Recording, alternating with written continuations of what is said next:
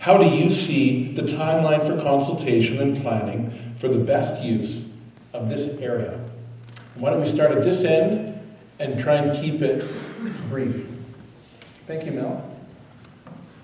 So at the housing forum the other night, I suggested that the village and Kaslo Housing Society need a partner on the land south of the river. And the reason I say that is, if you think it's impossible for the village to develop public housing, imagine the housing society trying to develop the infrastructure in order to. So I think some of the lots south of the river need to be sold off to pay for some of the infrastructure. And we need to develop a multi-level, multi-income subdivision, just like parts of Lower Kaslo have been for the 31 years I've lived here. Thank you. Thank you, Andy. Jeffrey. So I missed the first part of that question. We see the acronyms. Mel, can we repeat the question? Mel has left. It's good to make sure you get the question right, so I appreciate that, Jeffrey. The CTQ Lands Project, by show of hands, CTQ means... Okay, you're not running for the job. CTQ means... These are the consultants who did it, okay? The Lands Project has recommended, the consultants have recommended that the village develop an area plan for the lands south of the river. How do you see the timeline for consultation and planning for the best use of this area? I'm not actually exactly sure what the project they're talking about is, so I think I'll need to find out a bit more on that before answering. Thank you. Very good. Thank you. John. Thank you, John. As far as the land south of the river goes, I do believe that should be and should become mixed income housing. I do believe that the only way that is going to happen is through a partnership between the Kaslo Housing Society, the Council of the Village of Kaslo, and the community. All of us need to come together to make that happen. As far as the timeline goes, it's my understanding that the Housing Society is looking for funds, possibly starting as early as the spring. So then I will be looking at a timeline within the next 6 to 12 months. Very good. Kelly. Yeah, so that's quite a bit of land. There's 40 plus acres over there. It's fantastic opportunities. This council is currently in partnership with the Kaslo Housing Society. I don't want to get too much into it, but there is a lease on the table at the moment for roughly an acre of property.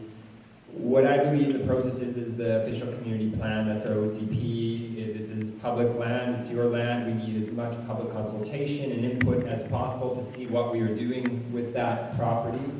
As far as delaying the project at the Housing Society, I don't see a delay at all in that piece that they potentially have to work with. That can go ahead, as John said, in the spring with the funding in place. But if we're going to move into some bigger sections there, definitely I would love to hear what every one of you has to say about that and what the plan will be. I don't know specifically. Thank you, Kelly. Michael. The assessments of the CTQ is listing assets. It doesn't necessarily list what's good for a community. It looks at it on a money basis. The 0.8 acres that the Housing Society got, to me, it's ridiculous. It's 15 years ago they were given 3 acres, now it's 0.8 acres, and you know it's going to cost more to build an infrastructure than it costs to take off from that. So that first acre will pave the way for the village and council to reap the rewards of credit for it. I'd like to see housing built on 14 of those acres. I'd love to bring you forward a plan. I've been looking very heavily into actually housing. I think the best thing to do is empower people to own their own land, their own house. I'd like to see starter homes. I'd like to see retirement homes. I'd like to see beginner family, finishing families. I'd like to see people being able to put sweat equity into it. The village owns the land, it leases it back to the people. You go into a partnership. They don't have to come up with the money to buy the land. The village will become basically a partner and benefit from it financially. And sweat equity is like, you paint the walls, you clean up after the construction, you do your landscaping. There's $44 billion in grants available right now to make housing. We should go for it. Thank you. Thank you, Michael. Pat? Yeah, thank you. Piece of land that large, you got to do a phased development, and obviously the first thing you do is grid it out and develop your roads, and then you put your infrastructure in behind that. You can partner up with some private developers to do it, the same as if you were in the Kaslo Bay. Council can provide incentives to developers and give them tax breaks, and they talk about development cost charges, and there's all kinds of other incentives that they can have or not have. So, and then the council can also be involved too, and they can deal with leverage funding, like I said before. If you're doing a project and it's $100,000 and the village crew could do it for 50, that other 50 could be used for other purposes with that, pertaining to that project. Thank you, Pat. Susan?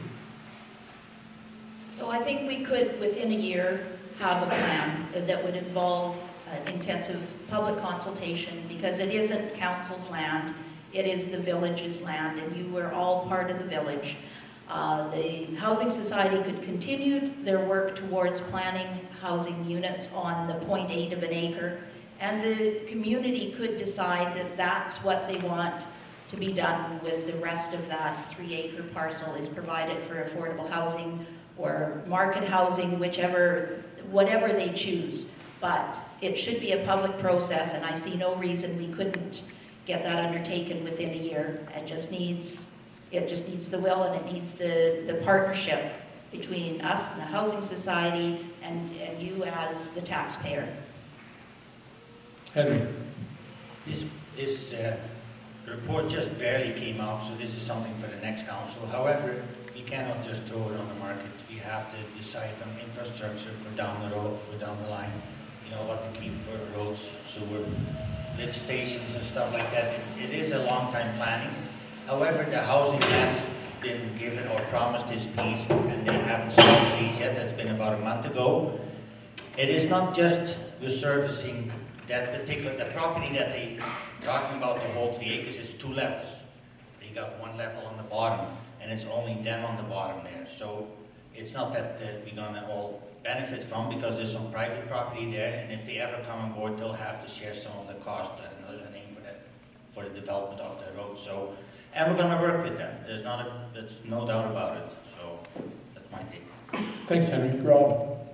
Yeah, I think most everything's been said already. I do think it's got to be a priority. I agree with Mayor Hewitt that within the first year of this next council that we should see some concrete steps going forward, but it will take a partnership. We will have to work with private developers to get the necessary funding to put in all the infrastructure and develop that land properly.